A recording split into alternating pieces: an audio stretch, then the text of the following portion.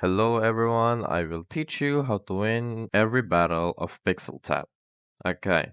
To win in Pixeltap, make sure to upgrade your pets. Upgrade them as much as you can. And also a tip, remember, and every 24 hours, buy a new pet. Because this will give you a chance to earn or get a legendary NFT. Don't miss on that. After doing that, head on to battle. Most of the time, you don't have to fight because most players just leave and you will get the money. You will get rewarded. And once you get in battle, most people don't fight because I don't know how, but that's just how it works. So yeah, it's just easy wins, easy rewards, and all that. Okay, but once you're in a fight, make sure to tap rapidly on the designated area. Also, and if you have special abilities, which can be found at the bottom, use them.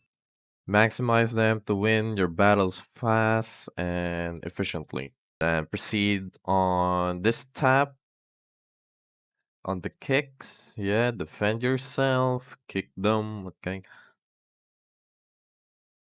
And just keep doing this, practice doing this, make this a routine in your every pixel tap battle. And yeah, you'll always win in your pixel tap battle. Easy. So I hope you enjoyed the video. Thanks for watching, and I hope you win your battles.